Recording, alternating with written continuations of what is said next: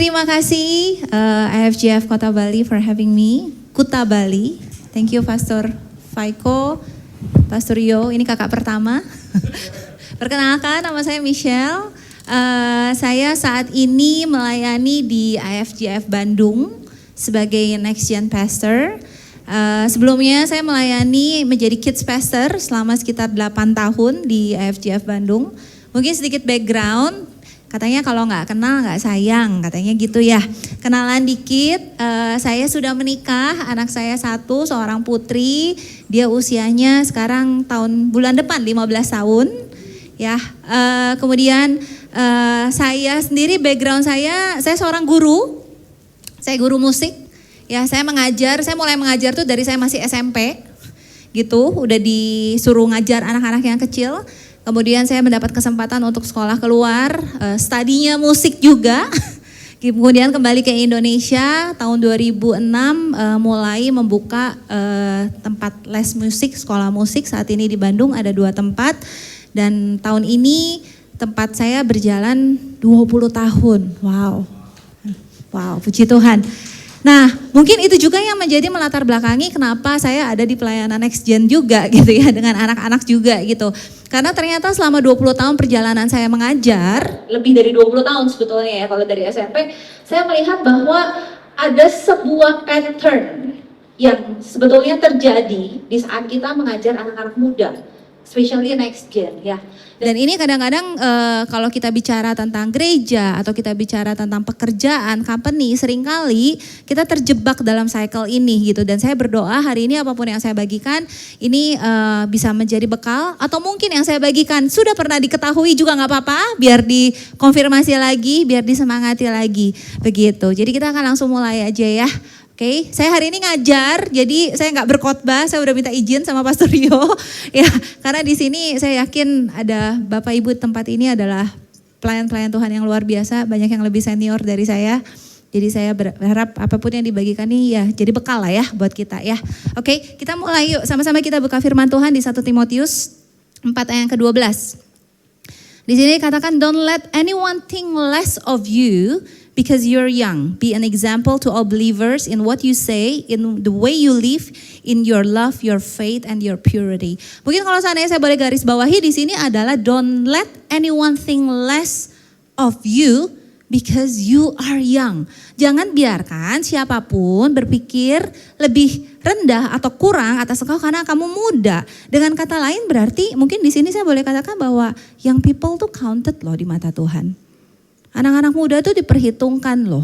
Dan young people di sini saya juga mau garis bawahi bahwa young people itu kita nggak cuma bicara tentang oh ini mah YP, oh inilah YP itu apa ya, young and professional gitu. Atau mungkin oh ini mah bicara tentang anak youth. No, when we said the young people di sini itu artinya anak-anak dari kids ya yang dari usianya mungkin masih 2 tahun sampai mereka di kuliah sekitar mungkin 22 tahun. Berarti kita berbicara tentang satu cycle ini pelayanan yang cukup panjang usianya begitu ya. Dan kalau kita boleh lanjutkan lagi di sini dikatakan be example to all believers. Artinya anak-anak muda ini mereka tuh bisa jadi contoh bukan the non-believers loh. Ini lebih dahsyat lagi nih. Firman Tuhan bilangnya be example to all believers. Artinya anak-anak muda ini bahkan yang akan nantinya menjadi contoh untuk kita-kita orang percaya ini. Mungkin anak-anak muda ini yang akan memberi contoh, yang akan menginspirasi generasi-generasi yang ada di atasnya ya. Generasi kita-kita ini yang mungkin ada di atas mereka saat ini gitu. Jadi sampai sini saya mau mengajukan 3 buah pertanyaan. Ya, saya berharap ini bisa diterima dengan baik, tapi mungkin boleh menjadi bahan pemikiran. Oke, pertanyaan yang pertama, if you step down today, who will continue what you built? Kalau hari ini, saya nggak bilang mengundurkan diri loh ya, bahasanya bukan. Tapi kalau sampai hari ini kita step down, apakah udah ada yang bisa nerusin nggak sih apa yang kita sudah bangun selama ini? Pertanyaan yang kedua, is your ministry growing? Apakah pelayanan Anda itu bertumbuh? Atau ini bisa bertahan surviving because of you. Artinya kalau nggak ada Anda, nggak ada kita, pelayanan kita ini bisa masih jalan nggak sih? Atau jangan-jangan kalau kita nggak hadir di situ hari Minggu, chaos. Atau kalau jangan-jangan kitanya harus dalam kondisi melayani di tempat lain, apa yang terjadi di gereja lokal atau di rumah kita atau di perusahaan atau di pekerjaan kita itu semua nggak bisa berjalan. You need to be there baru itu semua bisa berjalan. Pertanyaan yang terakhir, how many leaders exist today because you intentionally raised them? Berapa banyak pemimpin-pemimpin yang ada hari ini dalam pelayanan Bapak Ibu di tempat ini yang ada karena emang Anda intentionally, sengaja, purposely, emang Anda mau ngajarin mereka untuk bertumbuh menjadi seorang pemimpin. Atau jangan-jangan yang terjadi adalah kasusnya penjeburan ilahi. Walaupun seringnya begitu. Siapa yang setuju? Ya, tapi ternyata yang saya lihat, karena saya di dunia pendidikan ya, saya melihat bahwa iya penjeburan ilahi itu perlu gitu kan ya. Emang perlu dijeburin gitu, tapi ada caranya. Oleh sebab itu saya boleh katakan bahwa Next Gen Ministry is a leadership development engine. Pelayanan Next Gen itu adalah leadership development engine. Kita tuh kayak mesin. Saya tahu ini pernyataan yang kontroversial gitu. Mesin yang benar aja gitu. Well, we are. Karena dalam pelayanan Next Gen itu tugas kita adalah untuk develop and grow leaders again and again and again and again. Tugasnya di situ. And it is not an event driven ministry. Artinya pelayanan Next Gen itu gak cuma sekedar, kids church-nya ada gak on Sunday? Teens-nya ada gak? College-nya ada meeting gak? Atau mungkin, yang penting kalau kami di Bandung ada yang namanya kids concert. Yang penting kids concertnya sukses. Atau sekarang mau musim liburan. Yang penting ada camp-nya jalan. Well, it's not just an event base. It is a system. Ini adalah sebuah sistem yang dimana kalau kita betul-betul mau raise next generation tuh benar-benar kita harus lakukan tuh benar-benar dipikirin. Ada caranya, ada jalannya. Even pada saat kita melakukan event pun atau kita melakukan weekly service on every Sunday itu tuh harus dilakukannya tuh by system, harus dipikirin. Ada tujuannya. Kenapa kita lakukan Sunday service-nya kayak begitu? Kenapa kontennya seperti itu? Nanti kita akan bahas lagi lebih dalam tentang itu. Okay, so it's not an event-based driven ministry. It is a system. Okay? Contoh, factory, pabrik nih. Contoh, saya kasih perumpamaan pabrik. Contoh seandainya kita ada pabrik tekstil, ya, pabrik tekstil atau pabrik kain. Pabrik tekstil ini tugasnya adalah memproduksi kain, betul ya? Sekarang pertanyaan saya. Kalau seandainya si pabrik ini dia produksi kain, terus udah gitu udah habis bikin, udah berhenti di situ, ditaruh di gudang pabrik, apa yang terjadi? Numpuk, terus lama-lama rusak, berjamur, akhirnya ujung-ujungnya apa? Dibuang, benar nggak? Akhirnya yang ada kalau dalam sebuah pabrik udah diproduce, udah dibikin harus distribute dong, ya kan? Harus dijual barangnya atau harus dikasih ke orang lain supaya barang ini bisa diapakan? Bisa di-create untuk menjadi sesuatu yang berguna. Nah, Next Gen Ministry itu ya kira-kira mirip lah kayak begitu. Gitu ya, nah kita akan bahas ya. So, Next Gen Ministry is a leadership development engine. It start by raise. Menumbuhkan, develop. Dan kemudian it doesn't stop there. Kalau tadi dari pabrik dia habis produce, dia distribute. Ya, kalau di Next Gen kita habis raise, kita harus release. Habis raise, harus release. Oke, nah kita lihat apa raise itu. Raise, develop. Ya, di sini pada saat kita raise, kita build identity. Kita teach the truth.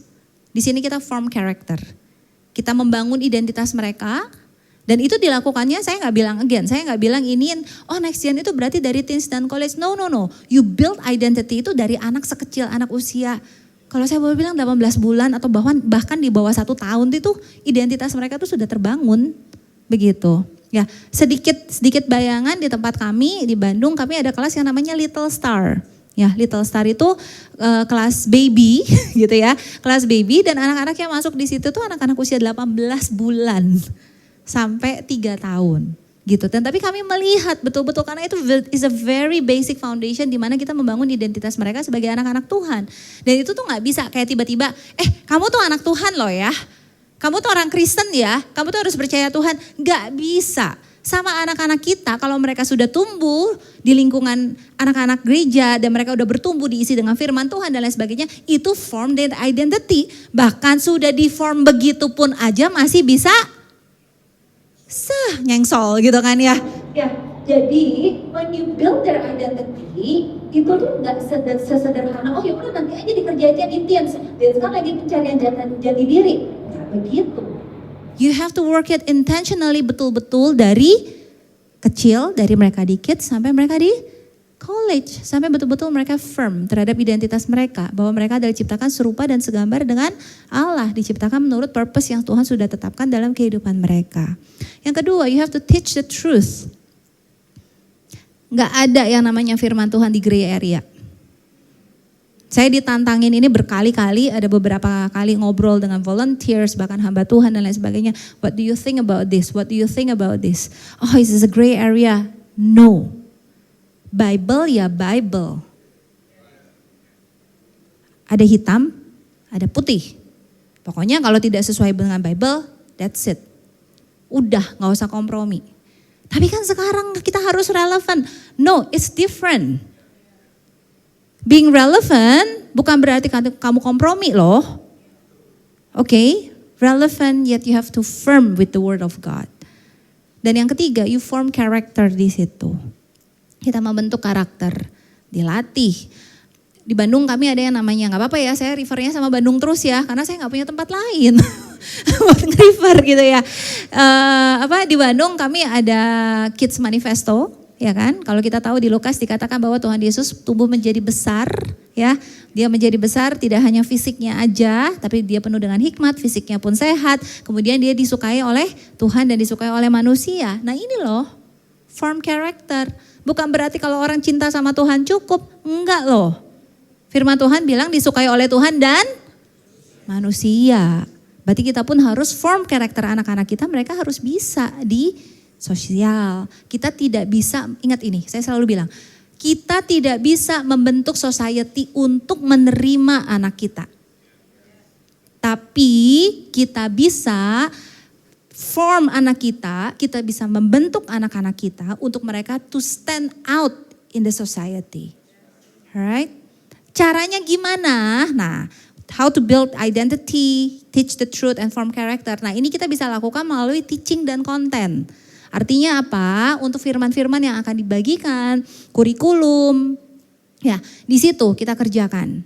Itu kita harus pastikan bahwa kurikulum dan firman atau apapun yang akan kita bagikan, bahkan kalau kita bicara tentang praise and worship-nya, kemasannya gitu kan ya. Nah itu harus bisa represent identity, truth, and character. Oke. Dan yang kedua yang harus dilakukan adalah caranya dengan mentoring. Harus di-mentor, harus diajarin. Gak bisa dilepas begitu aja. Ya. Hari ini mungkin saya gak sempat bahas detail tentang mentor, tapi I'll give a glimpse. Ya, harus ada mentor. Oke, mentor itu apa? Mentor itu bukan orang yang ngasih tahu doang. Beda mentor sama teacher. Ini saya teacher, saya lagi mengajar. One way, betul? But mentor is someone that will do life together with the kids that they are serving, the next generation. So, they need to be mentor. Nah, seringkali gereja-gereja di Wakanda berhentinya di race doang. Mikirinnya yang penting pokoknya udah ngajar hari Minggu. Yang penting pokoknya udah kasih kontennya bagus. But the thing is, if you stopping now, it creates dependency. Kalau kamu berhenti hanya dalam race, itu akan menciptakan ketergantungan mereka sama kalian. Artinya, if the next generations depends on you, Your changing season won't just affect you, they can shake them and leave them hurt. Begini, seringkali yang terjadi especially di next gen, di pelayanan next gen adalah terutama ini di usia-usia anak remaja dan college. Ya, seringkali mereka sangat dekat banget dengan mentornya. Mungkin kalau saya boleh tahu di sini ada yang secara directly melayani anak-anak generasi? Wah, iya tuh kan. Nah, seringkali yang terjadi relationship ini sangat dekat. Betul, ya apalagi usia-usia teens dan college. Ini beda sama anak-anak kids, right? Nah, tapi yang namanya manusia, season kehidupan kita berubah, betul? Iya kan?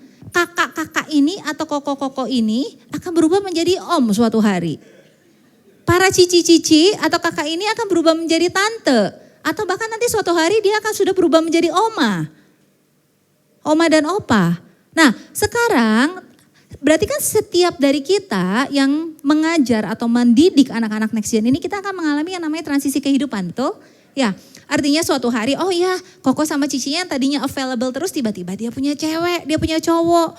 Udah waktunya mau tunangan, udah waktunya mau merit. Si anak yang tadinya bisa di reach out 24 jam, si kakak ini tiba-tiba, lama gak dibalas WA-nya. Nah, terus yang ada apa? Pada saat season kehidupan para mentor itu berubah, si anak ini, individu ini pun mereka hidupnya jadi shake. Ini affecting. Ini yang harus hati-hati. Hati-hati. Banyak kasus yang terjadi pada saat mentornya season kehidupannya berubah, anak yang dimentor ini pun jadinya udah kehilangan sosok. Mereka kehilangan sosok, mereka kehilangan kakak rohaninya, mereka kehilangan pegangan dan lain sebagainya. Ini harus sangat berhati-hati. Ya. Jadi gak boleh berhenti hanya di race. Oleh sebab itu kita harus lanjut ke yang namanya release. Oke. Nah, release ini apa? Release ini berarti kita empowering. Ya, empower, kita give them responsibility. Kita trust them dan kita let them lead. Gitu. Tapi gak sembarangan. Oh, artinya berarti kalau begitu dia udah di race, udah begitu, udah kayaknya ready, langsung lagi penjeburan ilahi. Kamu bisa, kamu langsung ngelit. Gak kayak begitu juga caranya, begitu ya. Nah, release-nya ini tapi harus dikasih kesempatan. Kalau gak diberi kesempatan bagaimana kita bisa tahu? Right? Caranya. Ada yang bisa dilakukan, beberapa hal praktikal. Cobain suruh mereka leading in the small group dulu. Mungkin kami di kids, di teens ya, di preteens sekarang ini ini yang sedang kami kerjakan saat ini. Ini sudah berjalan dari sekitar 2 tahun yang lalu. Anak-anak preteens itu anak kelas 5 dan kelas 6 SD. Ya, kita mengajar mereka untuk belajar lead discussion di small groupnya mereka. Begitu.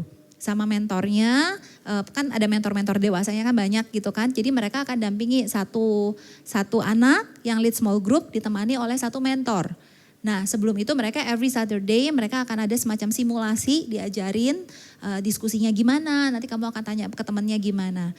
Yang kita kejar bukan mereka bisa kayak kamu harus bisa langsung lead group discussion dengan jawaban-jawaban yang wah harus udah mantep banget. No. Just start maybe just being as a facilitator aja dulu.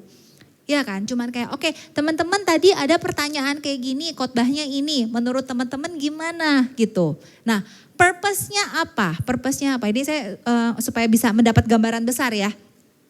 Dari preteens mereka dipersiapkan untuk lead small group. Dari preteens setelah itu kita anak-anak yang sudah dipersiapkan untuk lead small group ini, mereka kan nantinya akan pindah ke teens, pindah ke remaja. Kita udah scout mereka, kita udah istilahnya kayak kita udah lihat, oh nih anak nih, ini ada potensi leadershipnya nih, ini. Nah, anak-anak ini begitu kita menyerahkan kepada mentor di teens udah juga, ini anak-anak udah dipersiapin nih, jadi small group leaders. Kalau yang tadi mereka cuma jadi facilitator, di sini kamu udah bisa memuridkan mereka, bisa ngajarin mereka untuk mungkin not just facilitating, tapi actually leading the small group. Mulai diperlengkapi lagi, mulai lagi mereka, Firman catat dong, kamu tadi dapat apa? Coba kamu ungkapin sendiri apa yang kamu tadi dapat dari khotbah. Begitu. Jangan salah, anak-anak sekarang tuh pinter-pinter loh. Ya, apalagi kurikulum di sekolah pun memaksa mereka harus bisa presentasi dan lain sebagainya gitu loh. Pinter-pinter gitu anak ini. Nah, tapi sama di teens pun mereka tidak dilepas gitu aja. Pokoknya kamu udah megang small group, mentor, goodbye, bye-bye. Udah pokoknya kamu jalan sendiri, now you are the leaders. No, it's not like that. Kenapa? Karena di teens nanti mereka akan menghadapi yang namanya pertanyaan-pertanyaannya udah mulai aneh-aneh. Ya kan, ada kasus-kasus di mana kenapa ya kok aku ngerasa sedih terus ya, I feel so depressed. Wah, anak sekarang tuh modelnya kayak gitu. Kebayang yang ngejawabnya temennya sendiri, gak nyambung. Ya kan, makanya tetap butuh harus ada mentor. Tapi mereka dirilis. Dirilis dalam arti bukan hanya melepas, tapi mereka diberi kesempatan juga untuk melakukan hal tersebut.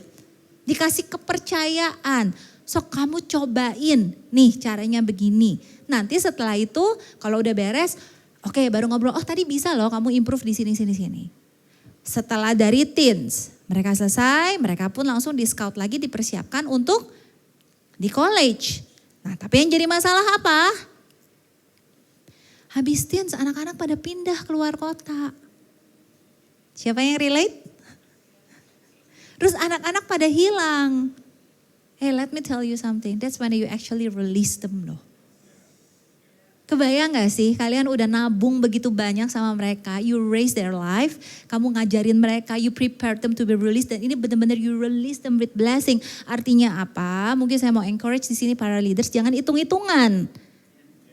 Jangan merasa karena kamu udah raise 1, 2, 3, gue udah invest nih sama anak ini. Enggak, harus dipegangin, gak bisa. We're in the business of releasing generations. Wherever it is, mau di gereja kita sendiri dalam pelayanan atau mereka bahkan pergi pun, we're in the business of releasing generations.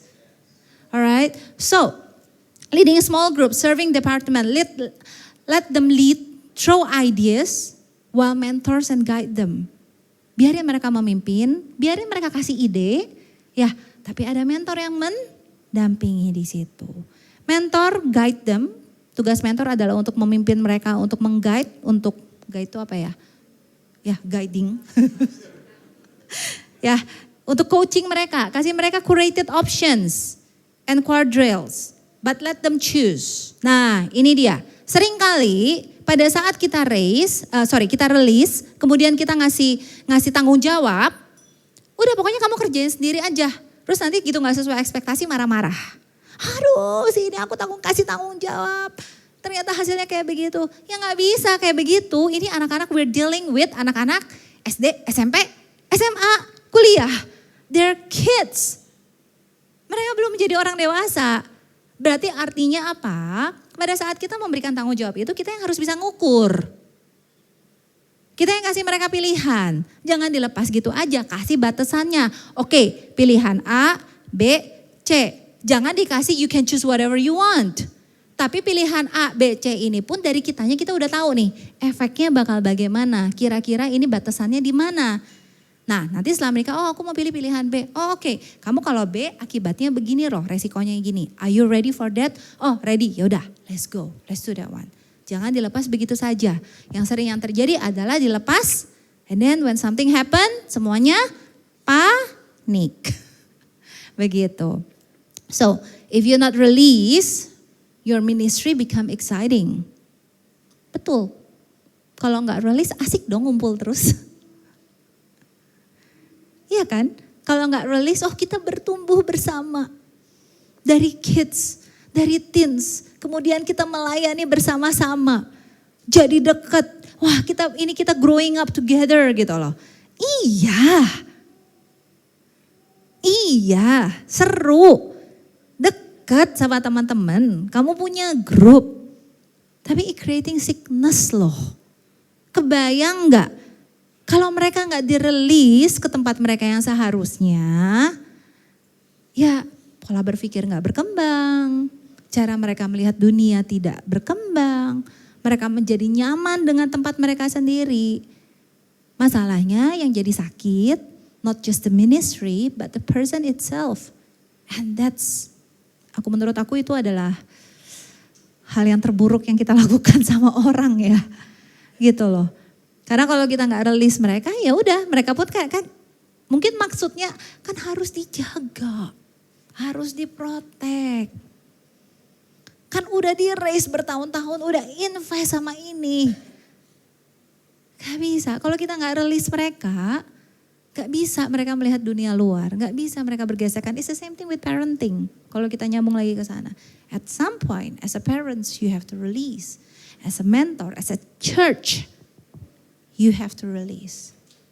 Karena ini kehidupannya punya mereka loh, bukan punya kita loh. Oke? Dan, release ini, kalau tadi bicara lagi, bisa kita release mereka dengan season kehidupan mereka yang berikutnya. Tapi satu hal lagi yang harus bisa dikerjakan adalah dalam Next Gen Ministry, you need to create pipeline to grow. Nah ini yang seringnya miss out di gereja-gereja. Next Gen akhirnya tidak bekerja sama dengan pihak di umum. Ini sering terjadinya kalau sudah gereja-gereja besar, seringnya. Kalau masih gerejanya dalam size yang masih kecil, biasanya masih saling butuh. Masih saling, perlu gak ada orang. Biasanya gitu kan, gak ada orang. Jadi siapapun yang bisa melayani, dari yang kecil-kecil juga silahkan, begitu kan ya. Tapi nanti juga ini kalau gak diawasi dengan baik pun bisa akan create another problem. Cuma biasanya akhirnya terpisah. Enggak, umum punya urusannya sendiri. Anak Next Gen punya urusannya sendiri. Nah, tugas kita, mungkin kalau di sini saya boleh encourage di sini maybe kalau yang di sini ada youth pastor atau mungkin ada Next Gen pastor atau mungkin ada gembala di sini, senior pastor. Mungkin saya boleh minta izin bukain jalan buat anak-anak kita di sana. Karena apa? Nanti anak-anak ini loh yang akan lead us. Kalau kita gak kasih mereka kesempatan, kita gak mentor mereka untuk menuju ke sana, yang terjadi akan selalu terjadi generation gap. Anak-anak next gen-nya, mereka udah beres kuliah atau mereka beres SMA, mereka pergi. Yang dari pihak yang umumnya sibuk mencari volunteers. Akhirnya, terus umurnya ada gap di situ. Ya kan, akhirnya yang umumnya nanti usianya bakal dewasa banget gitu kan. Yang kecilnya bakal ya di situ aja terus. Makanya saya izin, tolong dibukain pipeline-nya. Kerjasama sama satu-satu, PR sih. Tapi kalau seandainya saya lihat kalau seandainya dalam gerejanya masih belum sampai masing-masing departemen besar sekali, harusnya itu lebih bisa dikerjakan dengan sangat cepat gitu. Semenjak saya menjadi Next Gen Pastor, PR saya beberapa bulan ini adalah knocking on each door di WS umum gitu ya. Tapi puji Tuhan gitu karena selama ini Kids Church kami selalu bekerja sama dengan pihak umum gitu kan. Karena kami menyadari kami gak bisa jalan sendiri gitu.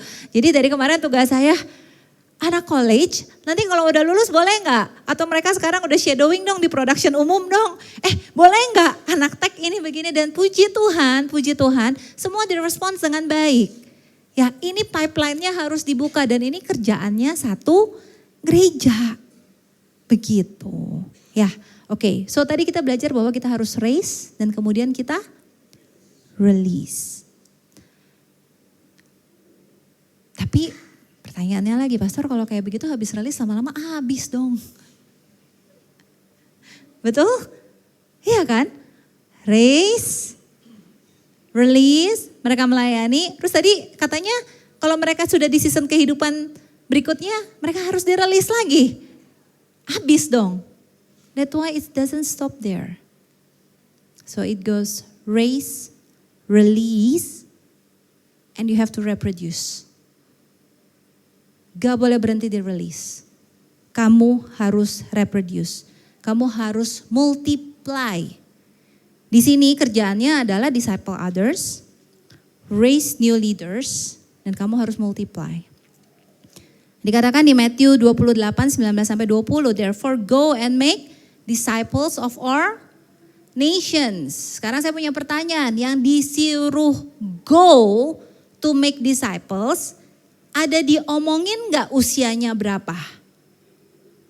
Ada gak diomongin yang disuruh go-nya, kalau sudah berkeluarga, sudah settle, silakan go. Atau kalau YP yang merasa punya panggilan Tuhan, silakan go and make disciples. Enggak kan? Di sini dikatakan go and make disciples of all nations. Artinya bahkan anak-anak kita pun mereka pun bisa diutus untuk memuridkan semua bangsa. Dan yang dimuridkannya siapa? Gak diomong juga kan, yang dimuridkannya harus orang dewasa atau usia berapapun. Artinya anak-anak kita pun bisa memuridkan teman-temannya dimanapun mereka berada. Ya, and teaching them to obey everything I have commanded in you. And surely I am with you always to the very age of the end. So, reproduce is talking about movement. Ini talking about movement. A healthy church is not just full, it's multiplied. Kita nggak cukup cuman raise, kemudian kita release, kemudian udah selesai. Enggak, kita harus reproduce leaders. Apalagi AFGF ya, kita maksudnya saya rasa kelas our system untuk reproduce leaders itu sangat baik sekali. Begitu sangat clear banget dengan DJ class dan juga dengan care group dan lain sebagainya, itu semuanya sangat clear banget gitu aturan mainnya begitu. So it's talking about a movement, dan movement itu bukan hanya terjadi di orang dewasa. Movement ini pun terjadi di generations. Nah, mungkin saya akan breakdown sedikit. Caranya gimana? Ini gede banget ini konteksnya sangat terlalu luas. Okay, this is what we can do. So, when you do raise and release, ini kita bisa kerjakan di kids, teens, dan college. Okay? So, kids, teens, college, you raise them. Betul? Ya. Dan kids, teens, college, sama. Mereka pun harus di-release. Okay? Kids bisa di-release ke teens. Teens bisa di-release ke college. College bisa di-release kemana? Ke umum, begitu, oke? Nah, yang ngerjain reproduce-nya siapa berarti? Begitu kan? Yang bakal reproduce-nya siapa? Nah, ini adalah kerjaan anak college dan adult. Begitu. Artinya apa? Pada saat kids di-release ke teens, kemudian kan nanti mereka akan di-release ke college kan? Nah, anak-anak college ini kalau dari awal dari kids kita udah latih mereka tadi seperti memimpin small group, kita udah latih mereka untuk melayani dan lain sebagainya. Mereka ini yang bisa dikasih tugas untuk reproduce supaya mereka bisa raise lagi. Kebayang maksud saya? Ya, bahkan anak-anak teens pun sebetulnya sudah bisa dikasih tugas untuk reproduce. Artinya apa? Itu kembali lagi contohnya seperti anak teens, kita udah release mereka ke teens, mereka masih ingin melayani kembali di kids church. Itu kan mereka udah masuknya ke cycle reproduce. Right? Nah, kalau seandainya dari college. Nah, dari college mereka udah masuk, udah di-release ke college, kemudian mereka masih punya hati untuk melayani di teens. Mereka masuk ke dalam cycle lagi reproduce. Gitu. Nah, yang sering kelewatnya apa? Di cycle adultnya. Gitu ya. Nah, dari adult ini harus ingat lagi. Para orang dewasa, mohon balik lagi dong ke race dong. Kita butuh kalian juga. Gak cuman sekedar next gen itu, ya udah next gen lah. Kerjaannya udah anak-anak next gen aja. Kids, teens, college. Orang dewasa, kita masih sibuk di umum. Oh, gak bisa kayak begitu. Maaf, gak bisa kayak begitu. Karena mereka butuh orang-orang dewasa yang untuk mentor. Apalagi kalau seandainya ini udah produknya, kebayang ya kalau produknya udah ini anak ini dari kids, dia masuk ke teens, masuk ke college, kemudian dia masuk ke dewasa, dan dia punya hati lagi untuk reproduce antara di kids atau di teens atau di college, kebayang gak value-nya dia, nilai dia, understanding dia itu udah mentality-nya udah local church banget, udah mental rumah banget. Dia pasti akan berusaha untuk mendidik adik-adiknya dengan cycle yang sama. Ya, sehingga karena kalau no reproduce, no multiplication. Akhirnya fading out. Habis. Gitu. Nah, sekarang sampai sini oke? Aman? Aman ya? Oke. Nah, sekarang when we talk about next gen, siapa sih yang kita bicarakan? Anak-anak Gen Z. Dan anak-anak alpha, bahkan sekarang udah masuk ke beta katanya. Ya kan, masih belum tahu lagi nih ini bakal kayak gimana. Nah, anak Gen Z and alpha, nah ini yang menarik nih. They need example.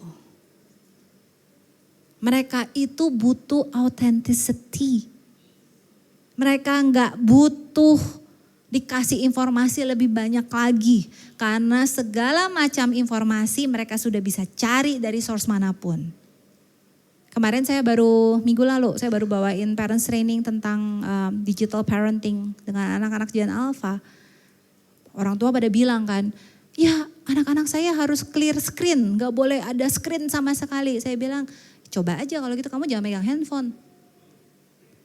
Jangan ada TV di rumah kalau pakai gitu. Gak bisa, anak-anak ini sudah bertumbuh dengan itu. Dari melek mata juga mereka udah ngeliat layar. Sekarang gimana caranya anak-anak kita diajar yang untuk mereka bisa menguasai, mereka bisa conquer the screen instead of mereka conquered by the screen. Right? So karena polanya sudah kayak begini, di lapangannya kayak begini, artinya mereka gak butuh lagi informasi. Yang mereka butuhin itu living proof and action. Mereka gak butuh lagi dikhotbahin, mereka tuh gak butuh lagi diomelin, oh kamu tuh harus begini. Kamu kalau mau ngomongin mereka, you have to show it to yourself. Kamu tunjukin bahwa kehidupan kamu emang worth to be reproduced sama mereka. Mereka akan appreciate authenticity, artinya mereka itu sangat menghargai yang namanya being fragile. Mereka appreciate, tapi terukur ya di sini ya terukur ya. Artinya jangan segala, oh ya being fragile artinya saya bisa curhat segala pun ke anak-anak Gen Alpha Gen Z. Bukan begitu maksudnya. Tapi it's okay loh. Sama mereka untuk go, hey I was struggling with my health. Can you pray for me? Aku takut sih. Iya nih, bahu aku sedang cedera. Aku takut sih, aduh ini bahu aku kalau gak bisa gerak lagi kayak gimana ya. Oh Miss sakit ya? Iya, can you pray for me? See, anak-anak itu tuh suka digituin. Atau seandainya we go through struggle gitu. Mereka bilang, iya sih aku lagi berjuang sih di for example di pekerjaan seandainya kayak begitu. I have to do good things nih. Ada orang yang seandainya they not being nice to us. Dan mereka akan lihat how you treat that person.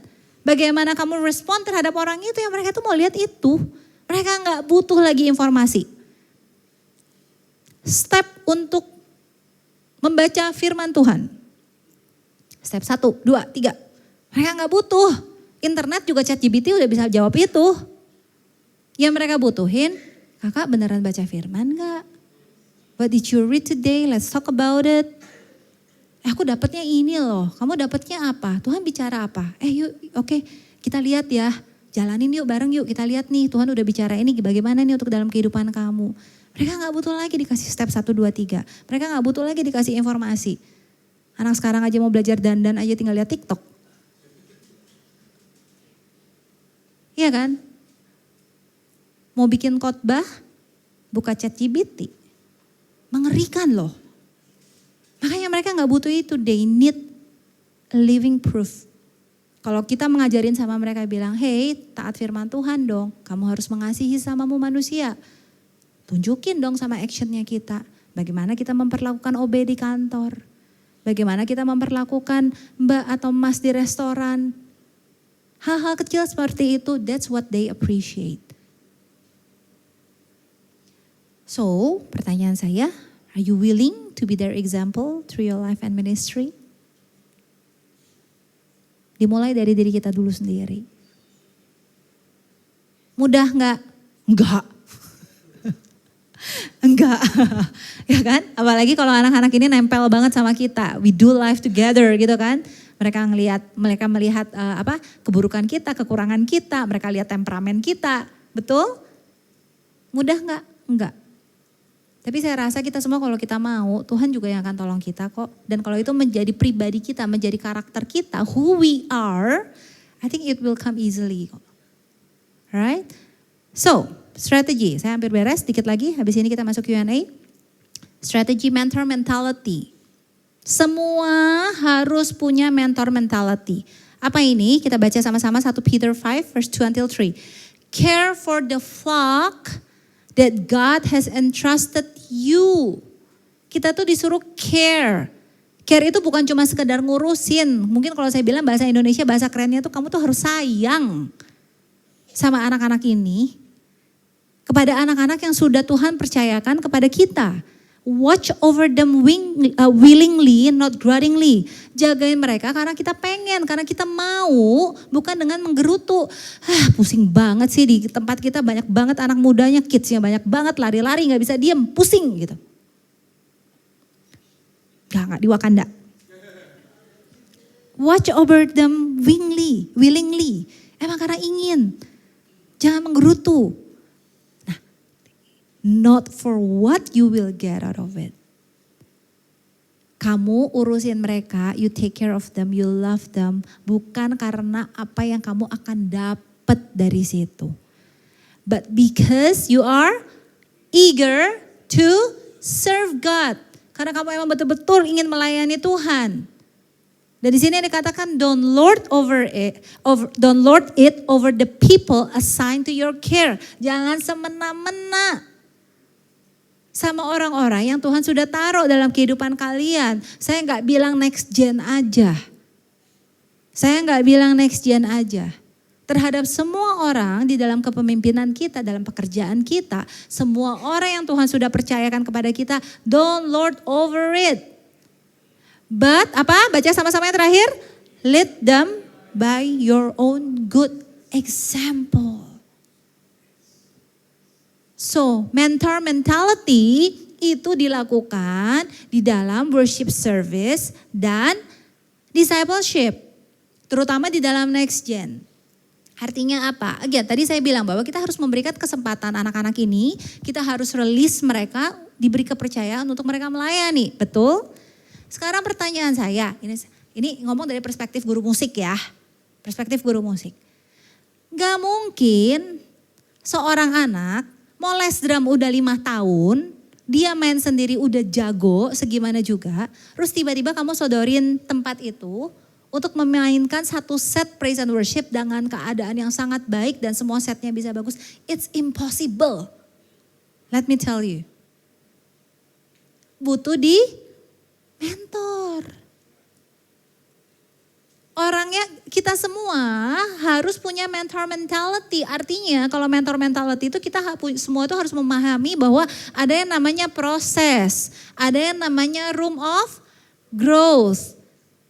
Kayak tadi dikasih kepercayaannya pun terukur. Kamu lihat nih anak mainnya lah satu lagu jago lah, oke lah dia satu lagu dia bisa. Ya udah kasih dulu satu lagu dulu. Ditandem sama drummer yang lain. Kemudian setelah itu, satu aman nih secara stamina dia udah oke, dia bisa ngadepin nerve-nya, dia bisa ngadepin situasinya. Oke, let's do 2 songs.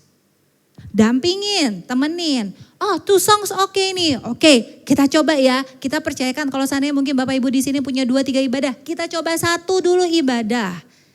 Cuma punya 1, nggak apa-apa. Ya kita coba, tapi tetap harus ada mentor yang standby.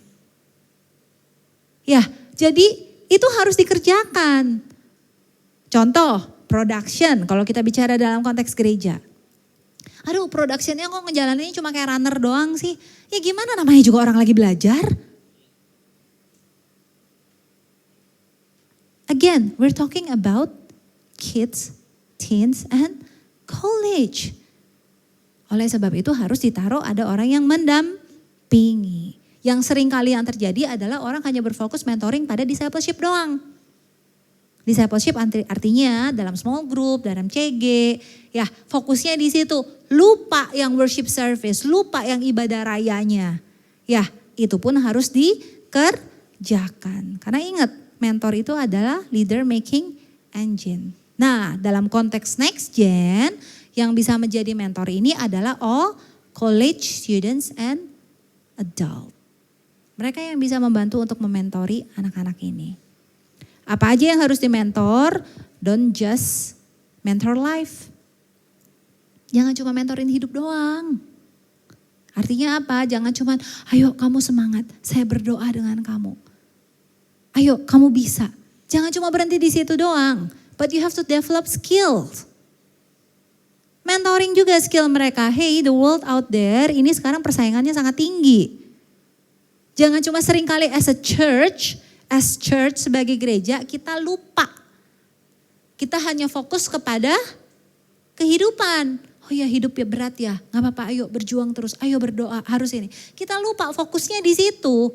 Ayo kita belajar firman Tuhan. No, it's not enough. You have to mentor their life. Mentor skillnya mereka juga. Contoh apa? Aduh anak ini punya mimpi, pengen sekolah.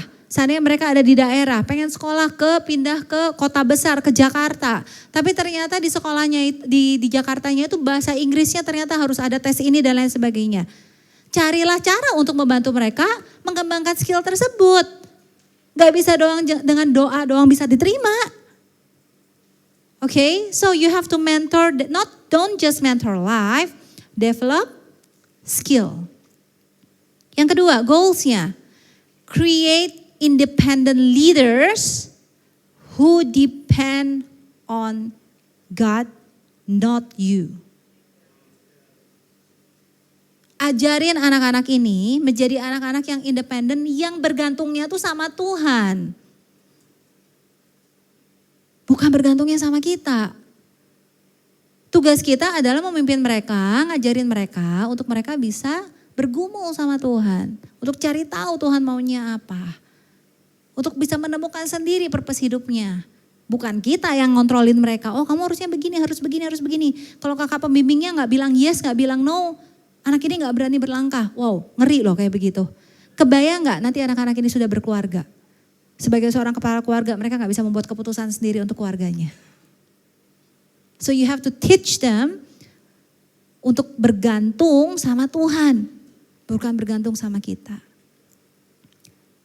Dan sebagai gereja, as leaders of the church, be irreplaceable is ordinary. Gak tergantikan itu biasa.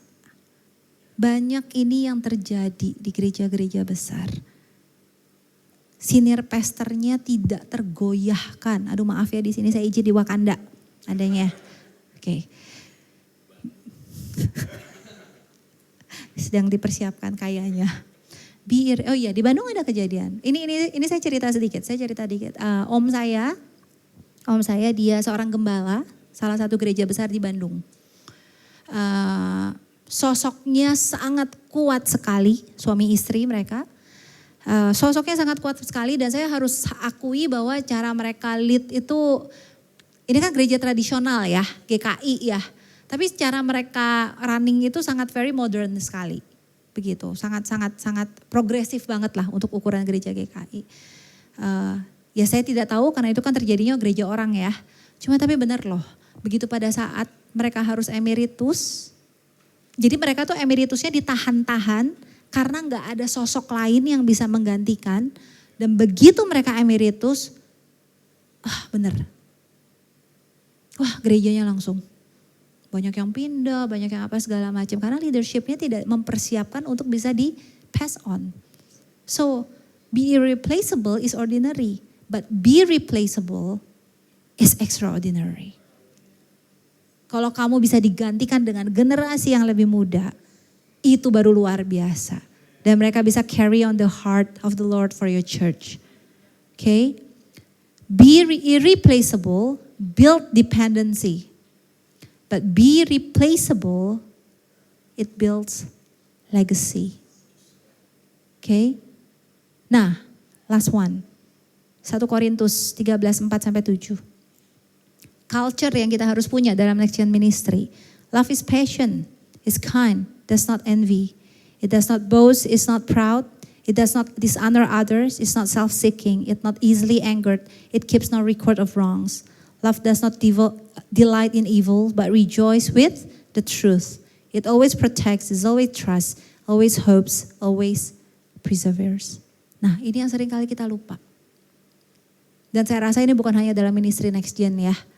So, mungkin I will close with a statement, especially karena kita mendidik anak-anak generasi. We serve, we check them, we correct them. Kita harus tegur mereka. And we lead them with love. Jangan sampai hilang itu. Saya sih berharap, saya paling tidak suka, maaf ya di Wakanda. Di sini gak ada, di Wakanda. Saya paling tidak suka kalau di Wakanda ada omongan kayak, dan saya memang orangnya karakternya begitu. And this is how I talk. This is how I behave. Lu mau terima atau enggak? I'm sorry gitu loh. You dealing with generations. Kamu berbicara dengan anak-anak ini yang mereka sedang mencari, mereka sedang shaping their futures and also the future of your church. Kebayang gak kalau seandainya kita yang kayak begitu, that's mean the future of your church nanti juga akan dipenuhi oleh orang-orang yang, dah gua mah emang begini orangnya. Kenapa kamu cara ngomongin gitu kok negornya kayak begitu? Ya emang gua begini orangnya. Wow. Di Wakanda, di sini gak ada. Jangan deh. Betul-betul saya rasa ini 1 Korintus 13:4-7 ini Tuhan tulis bukan cuma sekedar berlaku untuk kayak kita sesama manusia memperlakukan one each other. No, I don't think it's just that. But it has to be the culture yang kita set up. Kalau dalam hari ini saya bicara dalam konteks next gen, at least the next generation ministry, this is the culture. Kita melayani, harus cek dong, kita harus correct dong, kalau ada salah harus ditegur dong. But we lead with love. And I pray ini bukan hanya menjadi culture dalam next gen ministry, but it will be the whole church culture. Okay? Begitu saja, saya harap hari ini bisa membuka banyak hal. So we're gonna continue with Q&A ya.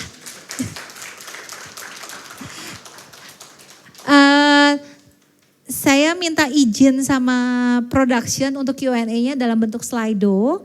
Karena saya khawatir kalau ada yang langsung bertanya mungkin sungkan didengar banyak orang. Tapi kalau ada yang mau langsung bertanya juga silakan. Ini boleh di-scan link Slido-nya. Saya mungkin kasih waktu 3 menit. Ya, kalau ada yang mau menulis pertanyaan silakan, dan kalau ternyata di atasnya ada pertanyaan yang sama atau mirip-mirip, boleh dikasih tombol like aja. Nanti saya akan berusaha untuk menjawab. Kalau seandainya ada pertanyaan-pertanyaan di lapangan juga, mungkin di gereja Bapak Ibu ada kendala atau mungkin kondisinya, mikir race release-nya, sekarang anak remaja di kita aja cuma jumlahnya sekian gitu. Saya rasa apa yang dibicarakan hari ini berbicara tentang mentality and mindset ya, gitu. Oke, silahkan.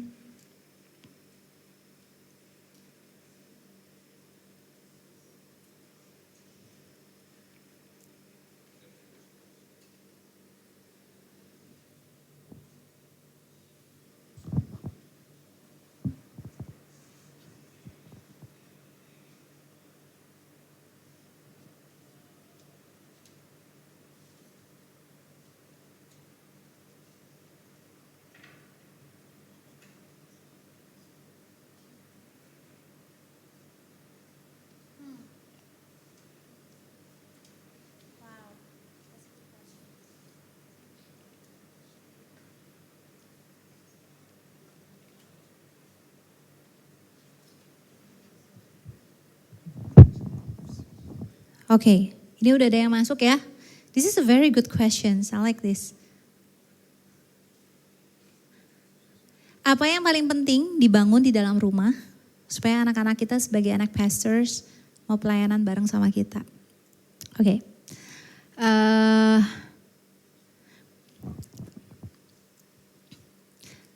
At the end of the day, ini personal ya, ini pendapat personal ya, tidak ada doktrin mengenai hal ini.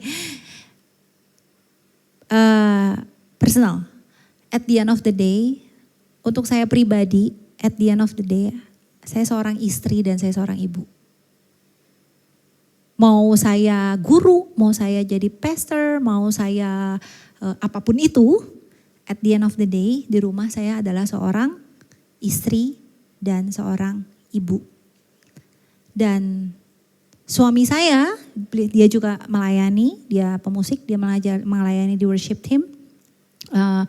Dan karena kami melakukan pelayanan bersama, ya sama. At the end of the day, di rumah, dia adalah seorang suami dan seorang ayah.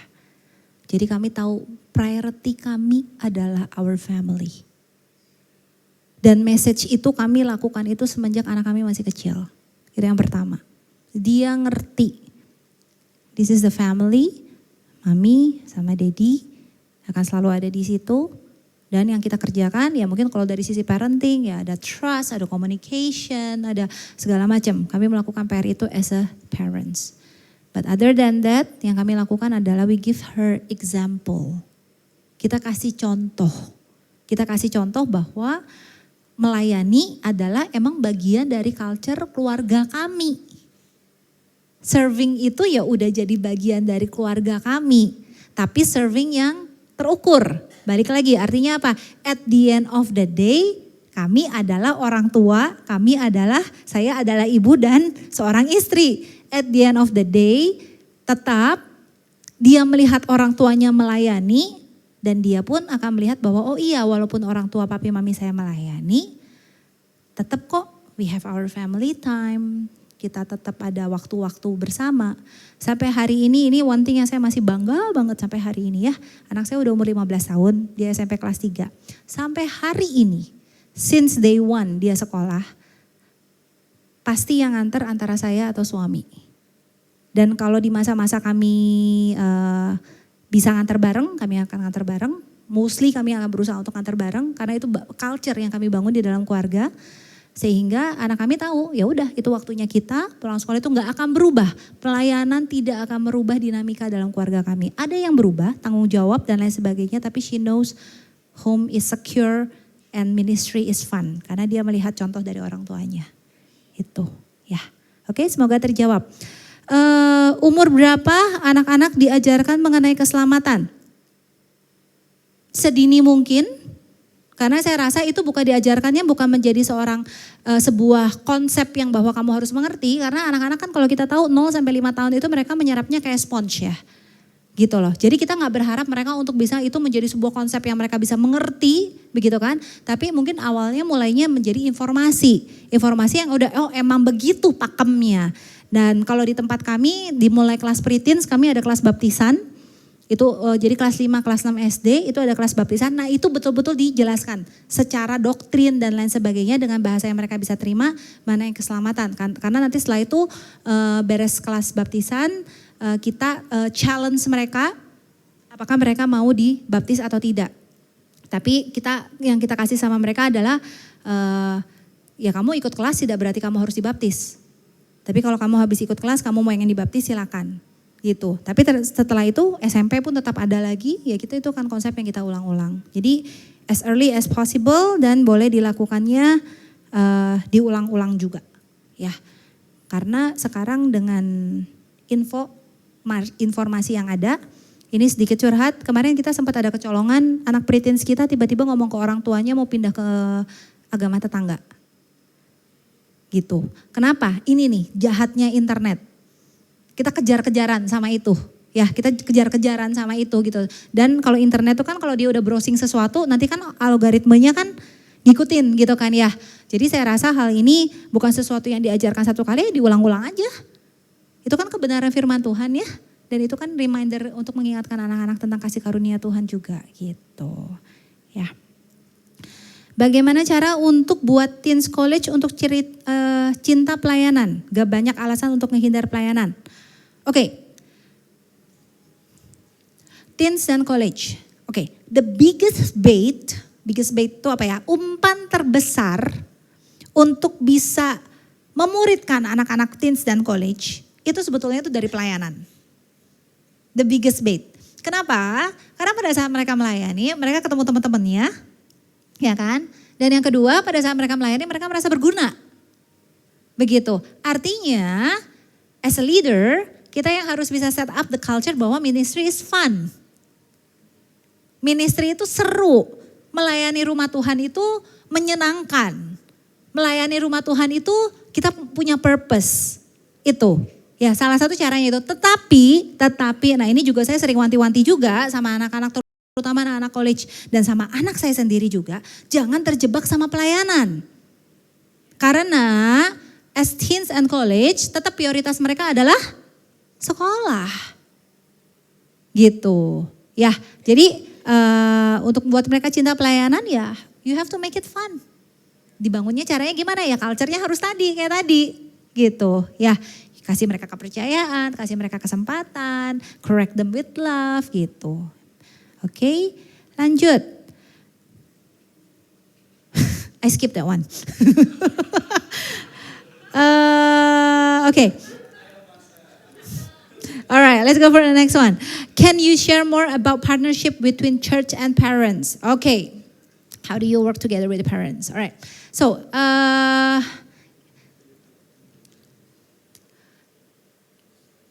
mentoring ini sebetulnya ada di BMT kami sih, ada di BMT Kids kita. Oke, kita sama parents, saya selalu bilang sama para volunteers bahwa parents itu harus jadi temennya kita. Oke, parents tuh harus jadi best friend. Ya, biasanya yang suka takut itu para mentor-mentor teen, sama orang tua suka agak-agak orang Sunda bilang gemper tuh apa ya, gemeteran gitu kalau udah ketemu, aduh ini kakak ini harus bicara sama orang tua gitu ya. Tapi saya harus bilang bahwa kita harus menjadikan orang tua itu teman baik, alright? This is what we're doing. Ini yang kita lakukan di Bandung. Salah satu pilar terbesar kami di Bandung itu di Kids Church, di Teens, dan di college adalah yang namanya administrasi. Seringkali kita dalam pelayanan kita selalu mikirnya worship service, discipleship, titik, 2 doang. Administrasi atau data adalah kita anggap sebagai itu mah admin doang, tambahan aja. Tapi enggak. Admin dan kita punya satu pilar lagi, pilar HR, human resource. Jadi ini bagian recruiting gitu kan. Nah, admin di sini saya bicara dengan admin. Artinya apa? Database itu sangat penting. Yang kami kerjakan adalah gini. Ini sedikit cerita. Anak Kids by Kids Church attendance every Sunday saat ini tuh setiap minggu tuh attendance kami tuh udah di atas 600. Oke, teensnya itu sekarang 400-an every Sunday. Ya, artinya dengan jumlah sebanyak itu kita akan hilang personal touch-nya kalau kita nggak hati-hati. Bener nggak? Iya kan? Karena kan jumlahnya banyak banget. Ya, sebenarnya kalau sedikit masih lebih enak gitu kan, komunikasi semua saling kenal gitu. Dengan kondisi kayak gitu udah nggak saling kenal lagi. Artinya apa? Jadi yang kami kerjakan, kami bergerak berdasarkan database, alright? So, pada saat anak masuk ke Kids Church, kita collect semua data, ya kita bikin sistem absensi, yang namanya sistem absensi. Di situ kita masukkan nama anak, nama orang tua, terus kita minta mereka care group orang tuanya di mana. Kita masukkan di data itu, terus kemudian juga kita bahkan masukkan ini anak ada alergi enggak. Takutnya mungkin tiba-tiba sakit perut gitu kan ya. Ternyata ada loh anak-anak yang alergi dengan minyak kayu putih. Begitu ya. Nah, mereka alergi dan juga dimasukkan apakah anak ini mereka sedang melakukan terapi. Karena anak sekarang banyak banget yang tahu-tahu terapi okupasi, terapi bicara, familiar dengan hal-hal tersebut. Ya karena mereka speech delay dan lain sebagainya. Nah, jadi kita lengkapi database ini. Oke? Nah, database ini kita sort dan kita berikan kepada mentors. Ketua koordinator, jadi kalau kita ada seandainya kelas 1, 2, 3, 4, 5, 6, nah itu masing-masing ada koordinatornya. Tapi kita hanya berikan datanya sampai anak ini namanya siapa, kemudian alerginya apa, yang harus diperhatikannya apa. Semua big database itu dipegang sama office. Nah, jadi yang dikerjakan begini, contoh example ya, Dominic seandainya gitu ya, contoh Dominic. Dominic sedang ternyata di dalam kelas dia curhat sama Kak Rika gitu. Dia curhat, aku di sekolah mengalami bully. Contoh begitu. Contoh. Nggak ada kan anaknya? Oh ada ya? Contoh. Aku mengalami bully. Dia curhat sama kakak pembimbingnya, ya kan? Nah, karena kita punya data orang tua, kan kita jadi merhatiin nih si Dominic ini. Kita bikin profile. Kita bikin profile artinya apa? Kita punya note. Dominic tanggal segini dia curhat sama Miss A. Dia mengalami begini. Nanti ternyata 2 minggu lagi dia curhat lagi sama mentor yang, karena kan mentor kan kita tetap grupnya cuma kadang-kadang by jadwal mungkin ketemunya baru 2 minggu sekali gitu ya. Nah dia curhat sama si mentor B. Dominic cerita lagi di rumah dia ternyata papi sama mami lagi berantem. Ini contoh. Ini nggak ada di sini di Wakanda.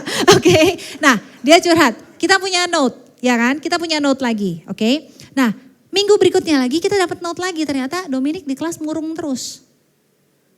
Oke. Nah, caranya gimana?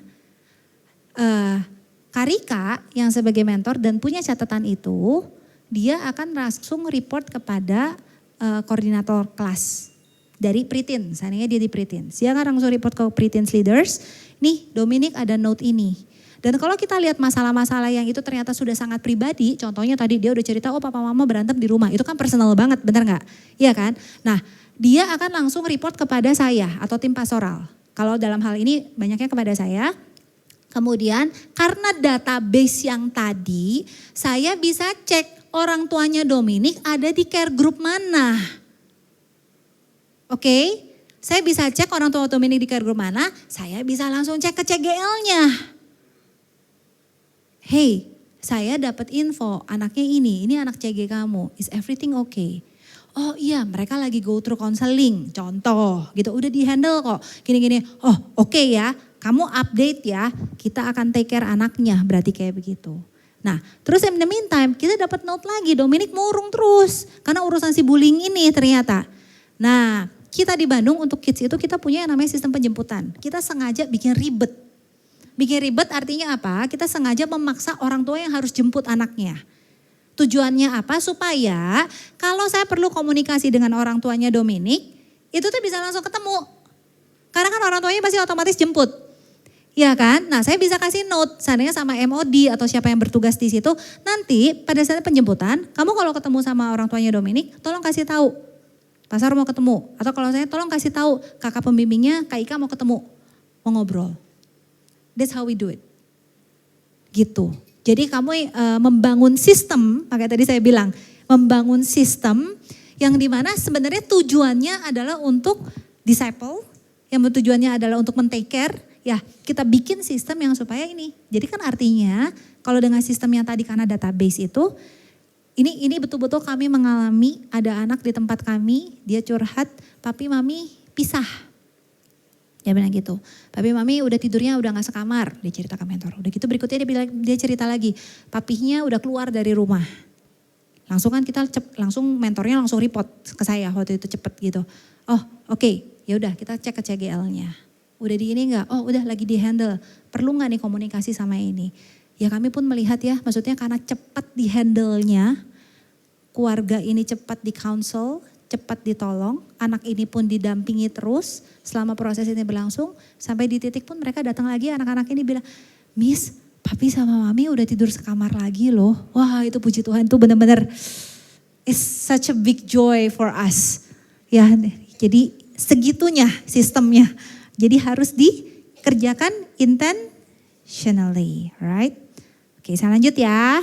Oke, semoga menjawab, gak bikin pusing. Oke,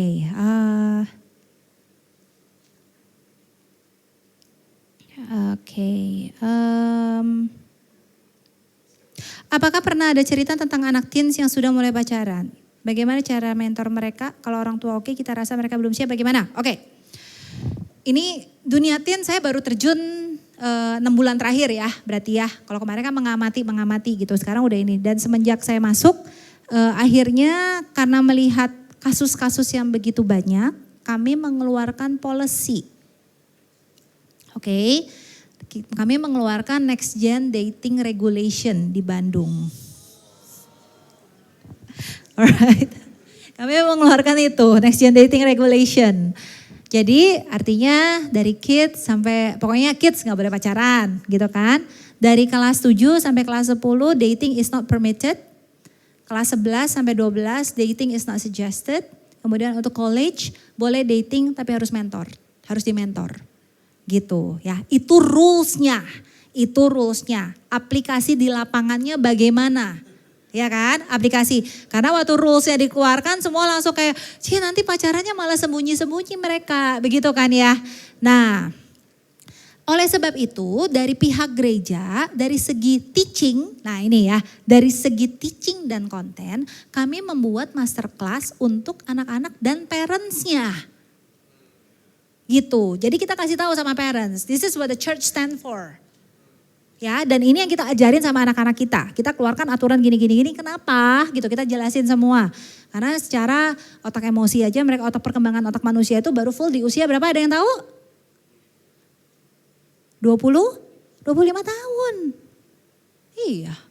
Baru mereka tuh baru fully matured itu di usia itu. Kita jelaskan ya, kita jelaskan masalah dan kondisi dan lain sebagainya. In the meantime di anak-anaknya kami juga bikin masterclass yang guiding mereka.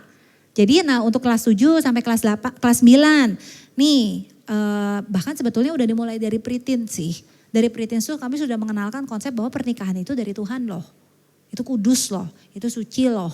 Ya, Tuhan menciptakan pria dan wanita dan sebagainya. Jadi itu yang kami kerjakan gitu. Nah, we try to work together with the parents, right? Nah, terus kalau yang terjadi di lapangan, ada anak yang pacaran gimana? Gitu, ya kan? Kita kerjakan adalah yang kita brief kepada mentor adalah justru jangan dijauhin anak-anak ini. Gitu, justru makin dideketin. Kita gak akan keluar dari mulut kita bahwa hey kamu gak boleh pacaran. Kita tidak akan mengeluarkan statement itu. Tetapi kalau mereka ada trust sama kita, mereka cerita sama kita kan bisa go, oh gitu emang kamu udah mikir panjang. Kamu pacaran sebenarnya tujuannya ngapain sih? Oh iya nanti patah hati ya, kalau patah hati kamu bisa konsen sekolah enggak?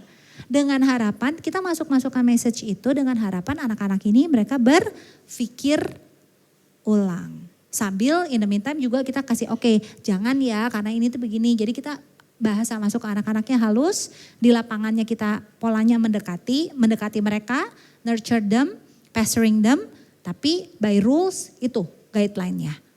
Gitu. Oke, semoga menjawab. Aman ya? Kalau nggak aman nanti boleh tanya lagi, nggak apa-apa. Alright, saya akan jawab berdasarkan like ya. Ya, saya akan jadi. Saya punya waktu sampai jam berapa? Sehabisnya itu aja ya. Oke ya, alright.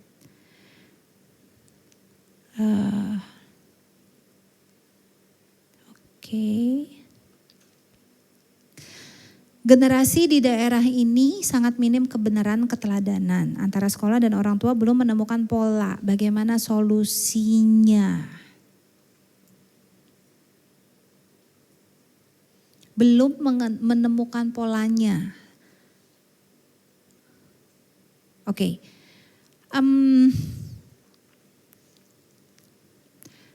Hal-hal begini emang harus dibangun dari culture sih. Gitu. Ya, someone has to start to do the right thing. Someone has to start. Karena kita gak akan bisa untuk kayak kita mau merubah ini itu kita rubah tapi gak ada yang mau firm di situ ya. Jadi kalau saya mau bilang start kembali pada tadi, Bible itu gak ada gray area. Boundariesnya harus clear, aturan mainnya harus clear. Tapi kan susah ngejalaninnya. Kalau yang ngejalaninnya dari 10 cuma 1-2 orang yang berjalan, bagaimana? Ya harus dijalanin. Makanya oleh sebab itu harus ada discipleship, harus jalan. Makanya kenapa harus ada komunikasi dengan orang tua. Tapi mungkin kalau saya boleh encourage sedikit di sini ya. Kita juga menghadapi problem-problem dengan orang tua. Gereja udah ngajarin, gereja udah ngasih tahu kebenarannya udah begini. Tapi ternyata orang tuanya kayak begitu. I'm sorry to say, at the end of the day kita gak bisa melangkahi otoritas orang tua. Itu. Salah satu hal materi yang ada di dalam Kids Church kami, di Next Gen yang menjadi BMT Next Gen kami adalah do not replace the parents. Kita tidak boleh pernah mereplace their parents. Dan yang kedua, do not talk bad about the parents in front of their kids. Dan yang ketiga, don't do things behind their parents. Itu. Ya, jadi at the end of the day, kita lakukan apa yang kita bisa. Kita ajak orang tua kerjasama. Gereja akan tetap berdiri dengan nilai-nilainya. Sekolah akan berdiri tetap dengan nilai-nilainya. Kalau parents gak bisa diajak kerjasama, ya sudah. Mau digimanain lagi gitu kan. Anak-anak kita akan didik sesuai dengan kebenaran firman Tuhan. At the end of the day, ini anak-anaknya Tuhan. Tuhan pasti punya cara kok. Gitu. Kita lakuin bagian kita, ya. What is your suggestion to fix generation gap? Harus ada pipeline. pipeline-nya harus gerak. Harus ada kerjasama dari pihak umum dan pihak generasi. It's a whole church homework. Bagaimana membuat jembatan kids ke TYC dengan smooth. Makanya kita punya ada yang namanya pre-teens saat ini. Pre-teens ministry itu menyiapkan anak-anak masuk kepada teens. Gitu. Yang dikerjakannya apa?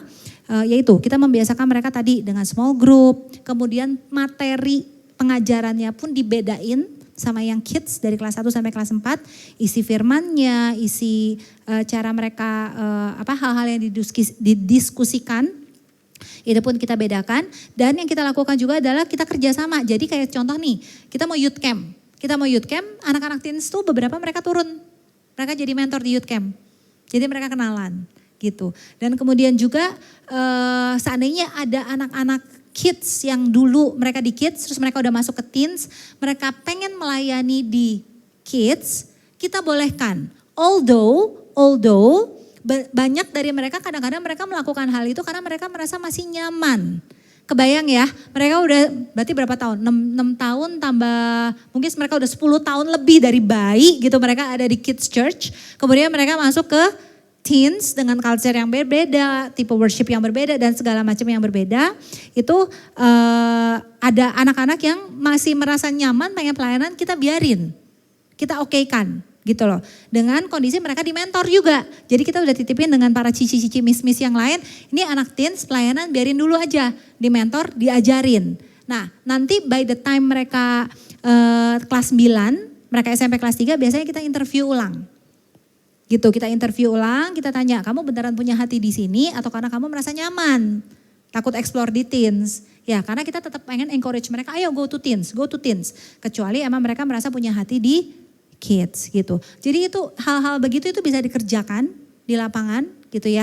Terus kemudian juga pola ibadah. Pilihan lagu-lagu antara teens, kids dan college itu tuh harus tahu what's going on.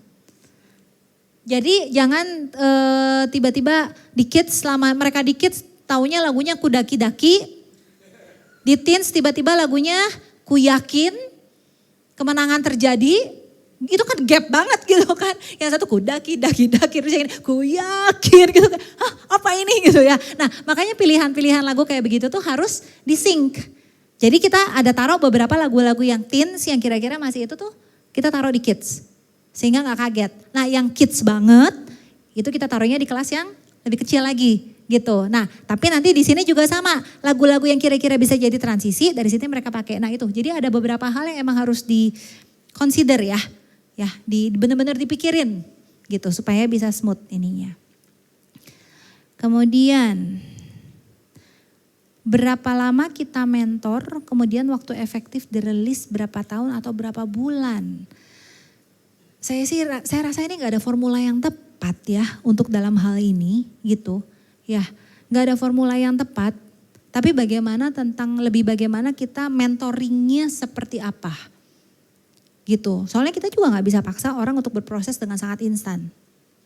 Ya, kita juga nggak bisa maksa untuk lama-lamain orang kita mentoring juga nggak bisa, nggak kita lepas-lepas juga nggak bisa. Especially di teens waktunya cuma 6 tahun. Ya kan? Gitu di college waktunya cuma 4 tahun, makin singkat gitu ya. Jadi saya rasa ya itu butuh tuntunan Roh Kudus. Dan ya tadi saya rasa kalau emang rasanya ini kayaknya bisa dicoba beri tanggung jawab yang terukur. Gitu, cobain aja dulu segini. Cobanya ya mungkin kalau dari kids bisa mulai dengan mereka suruh beresin atau mungkin lead the group.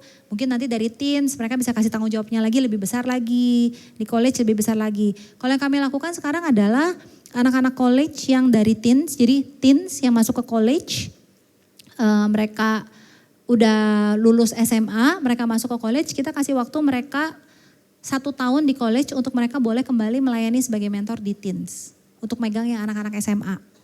Gitu. Ya. Apa materi yang tepat untuk mentoring selain memberikan contoh? Banyak sih sebetulnya ini, dari buku-buku dan lain sebagainya sih banyak guideline-nya. Cuman tetap sih kalau saya boleh bilang guide yang terbesar adalah menjadi contoh. Tapi harus intentional, harus ada strategi sih sebetulnya. harus pakai strategi. Dan itu bisa di-adjust di gereja masing-masing. Kapan IFJF punya lagu anak? IFJF Kids sudah ada, betul ya? IFJF Kids ada, album IFJF Kids. IFJF Bandung, Frontline Junior juga kita ada. Boleh dicari, itu pun ada. Dan rencana, gak apa-apa ya, promo dikit ya. IFJF Kids Bandung tahun ini keluarin album. Gitu. Nanti kita share. Ya. Terakhir ya, jika volunteer terbatas, departemen mana yang harus dibela? Usher, pemusik, atau kids teacher? Haduh. Wah, ini sih para leadersnya harus sepakat sendiri. Ya ini sih saya nggak ikutan. Saya nggak ikutan yang itu. Oke, I think that's all. I think I answered all the questions. Alright, mungkin ada yang mau bertanya, mungkin terakhir. Habis ini mungkin saya akan tutup aja ya, berarti ya. Ada terakhir yang mau bertanya? Yes. Ada mic-nya mungkin production? Boleh kasih, sorry. Thank you.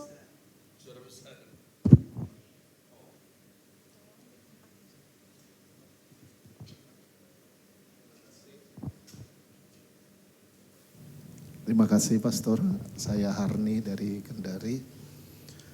Saya mau tanya di dalam proses pemuritan tadi lebih banyak kepada perputaran menuju kepada pelayanan gereja. Ada enggak di dalam pemuritan tuh penjangkauan keluar? Oke. Iya, makasih. Menjangkau orang luar, mungkin bicaranya dalam proses marketplace kali ya? Atau?